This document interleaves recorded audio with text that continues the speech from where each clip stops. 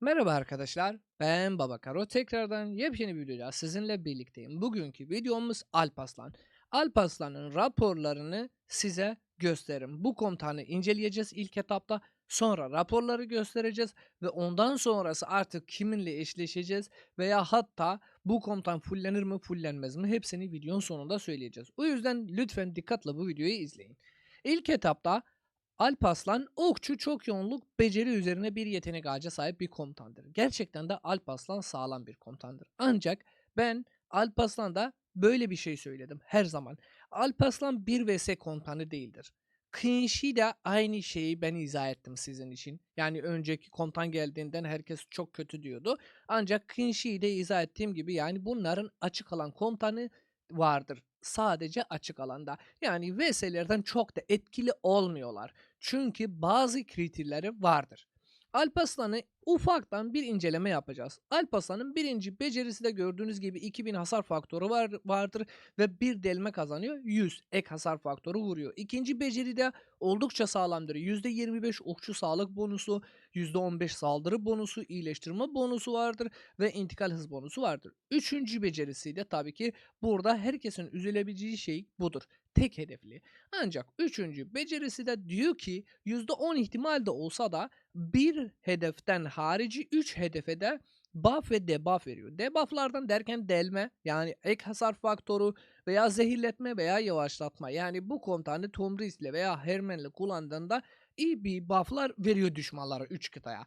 Dördüncü becerisi de doğrudan hasar faktörü max 1000'e kadar ve %10 da alan hasar düşüşü vardır. Ve tabii ki buradan da uzmanlığı vardır. Bu komutanın fullenir mi fullenmez mi bunları da hepsi raporlardan göreceğiz. İlk etapta ben böyle bir şekilde söyleyeyim size. Raporları tek tek gösteririm ve ondan sonrası artık karar tamamen sizindir. Bunlar benim şahsi fikirlerim arkadaşlar raporların. Yani bu raporların üzerine ben sadece şahsi fikrimi söylüyorum. Şahsi fikrimde tabii ki siz isterseniz bana güvenirsiniz yaparsınız. Güvenmezsiniz ya herhangi bir şekilde siz kendiniz yapacaksınız. Ya fullleyelim ya fulllemeyeceğim diyeceksiniz ve geçeceksiniz. O yüzden benim buradan herhangi bir şekilde ya zorlamayla ya gelin muhakkak bunu böyle yapacaksınız diyemiyorum. Sadece bunu diyorum. Eğer ki benim dediğim bir şey varsa muhakkak yapın. Yapmazsanız da sonraki pişmanlığını yaşayacaksınız. Eminim buna. Şimdi buradan geçelim Alparslan Şacar. Alparslan Şacar'a herkes çok iyi diyor. Ancak böyle bir şekilde Gamgam Achilles da böyle bir rapor almıştır. Yani birebir aynı şekilde rapor almıştır tabii ki.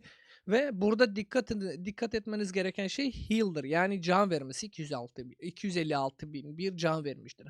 Çok fazla açık alanda kalıyor. Ancak bu sadece hastanenizi doldurtuyor. Yani öyle bir hasar ya ağır bir hasar veremiyor. O yüzden bu komutanı ben Shredder'la çok da uygun görmüyorum. İkinci komutanımıza bakarsak arkadaşlar ya ikinci tabii ki raporumuz burada Kınşi Alparslan'da. Aslında benim hep söylemek istediğim şey budur. Kınşi Alparslan, Kınşi Alparslan, Kınşi Alparslan. Eğer ki bir kişi tek ta okçu metada kalmak istiyorsa ya oynamak istiyorsa Kınşi Alparslan oluyor. Çünkü bunların hem ikisi de hiç vs komutanı değildir ve açık alanda her ikisi de güzel bir şekilde çalışıyor. Uyumludur yani. Buff'ları, bad debuff'ları sağlam bir şekilde çalışacak.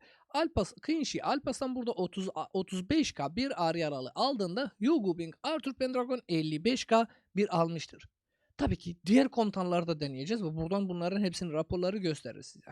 Kınşi Zhugliang burada gördüğünüz gibi Gamgam Achillius'la 77K'ya yakın bir ağır yaralı almıştır tabii ki ve tabii ki düşmana da 42K ağır yaralı vermiştir. Yani Gamgam Achillius aslında Kınşi Zhugliang'ın içinden geçmiştir. Yine de söylüyorum. Kınşi, Zhugliang, Kınşi, Alparslan açık alan komutanıdır. VS komutanı değildir. Ancak bu rapor oldukça kötüdür ve gerçekten de üzücüdür. Ancak burada Gamgam Achillius yani Gamchan ya Gangam'ın böyle anlaşmışım. Achillius'la birlikte 51K ağır yaralı almış. Ancak Herman Alparslan burada 52.935 tabii ki ağır yaralı vardır. Ondan harici bir tane dahamız vardır burada. Gamgam Achillius burada gördüğünüz gibi 50.222 ancak Alparslan YSG 48.923 yani 48.923 YSG ile beraber aslında bizi şaşırttı mı şaşırmadı. Çünkü 2000 vuruyordu. ek hasar faktörü vardır. Max 1000 hasar faktörü daha geçiyordu. YSG'nin de 4. becerisi çok sağlam beceri hasarı arttığı için gayet güzel ve uyumlu bir şekilde çalışıyor Alparslan YSG'de. Bunu da size söyleyebiliyorum. Ancak burada gördüğünüz gibi yani Sheshredor Gamgam Achillius'un içinden geçmediği halde Alparslan YSG geçti. Bunu da size söyleyebiliyorum. Burada direkt havalar değişti. Yani Kinshi Alparslan Gamgam Achillius. Kinshi Alparslan her ikisi de söylediğim gibi gerçekten açık alan komutanı değiller. Açık alan komutanılar. Yani VS komutanı değiller. Gamgam Achillius da böyle bir rapor almıştır. Ancak bunların her ikisi de açık alanda bir 5 kıtaya, 3 kıtaya, 4 kıtaya vurduğu halde bu raporlar hepsini hemen hemen yani 2 katı çıkartabiliyorsunuz. Çünkü burada sadece 2 komutan birbirine giriyor. Santuz'u gibi düşünün yani. Santuz'u da piyadede aynı şey değil. Tek başına bir kıtaya vurduğundan bir şey olmuyor ama ballardan mükemmel bir şekilde öfkeyi dolduruyor. Bunlar da her ikisiyle birlikte böyle bir şekilde bir rapor almıştır.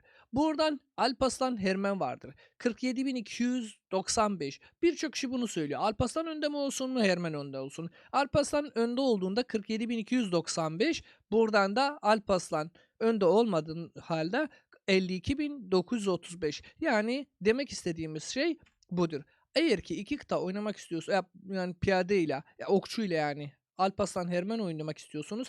Alparslan önde olmalıdır. Buradan da gördüğünüz gibi Kıyınşi Alparslan Santuz'u William Wallace'ın içinden geçmiştir. Yani 55.831. Buradan da Şeşredor Alparslan Gamgam Achillius'un da böyle bir rapor almıştır. Alparslan Gilgamesh'in raporları da böyle bir şekilde buradan duruyor. Alparslan Philip gayet düzgün bir şekilde çalışmıştır. Yine de size söyleyebilirim. Ancak onun daha iyisi de Alparslan Hector'dur. Yani burada 40.884 Hector'un zaten becerileri çok iyi olduğu halde de gayet düzgün bir şekilde çalışmıştır. Ve bufflar ve debuffları olduğu halde de gayet düzgün çalışacak. Buradan da Alparslan Zhugliang gerçekten çok kötü bir rapor almıştır. Alparslan Boudica Gamgam Achillius'un arkasında karşısında da böyle bir şekilde bir rapor almıştır. Ve Alparslan Tomris oldukça kötü bir rapor 10k bir far ar yaralıyla buradan yer alıyor. Alparslan Ashurbanipal 47.000 49.900 yine de çalışmıştır açık alanda. Yani varsa bunu da kullanabiliyorsunuz ve böyle bir şekilde raporlar alacaksınız. Ancak benim size söylemek istediğim şey budur. Arkadaşlar bu komutanların bazı komutanlar VS komutanıdır. Bazı komutanlar buff ve debuff veriyor arkadaşlar. Bunlar da gerçekten önemli.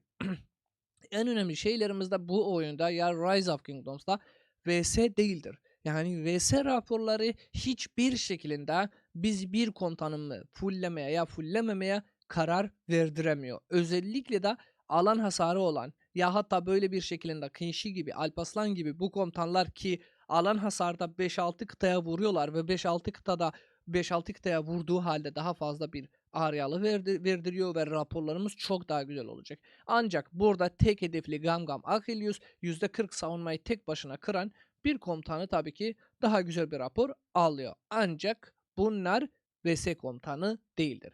Şimdi benim tamamen şahsi fikrimi size söylüyorum.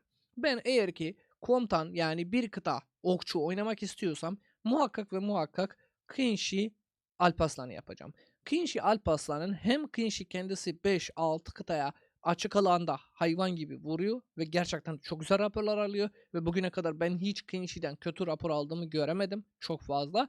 Burada aynı şekilde de Alparslan da %10 ihtimalde buff ve debuffları düşmanlarına veriyor. Ki bir kıtadan harici 3 kıtaya daha verecek ve bu kendisi de alan hasarı gibi bir şey düşünebiliriz. O yüzden bu komutanları VS ile hiçbir şekilde ikna edemiyorum. Ya kendimi de ikna edemiyorum, sizi de ikna edemiyorum. Ancak benim şahsi fikrim tek kıta okçu oynamak istiyorsunuz. Kinshi Alparslan. İki kıta okçu oynamak istiyorsunuz. Alparslan, Hermen, Kinshi, Zhugliang ya Kinshi, YSG. Bunlar gerçekten sizi kurtaracak arkadaşlar. Tek hedefte çok hedefte. Fark etmez. Ancak bu raporlar sadece VS'dir ve VS'de birçok komutanın denemesi bile yanlıştır. Bunları size söylemek istiyorum. Eğer ki arkadaşlar bu videoyu beğendiyseniz bir beğeni atmayı ve abone olmayı unutmayın. İzlediğiniz için çok çok teşekkür ederim. Yorumlarda sizin düşünceleriniz bu komutan hakkında nelerdir? Peki ve ben de bunu söylüyorum. Kendim fullleyecek miyim? Tabii ki sonraki videomuzda eğer ki bu video 250 beğeni gelirse sonraki videomuzda kendim de dahil fullleyeceğim. Arka Fossil'i de artık açık alanda kullanacağız. İzlediğiniz için teşekkür ederim. Kendinize çok iyi bakın. Görüşmek üzere. Hoşça kalın. Bay bay.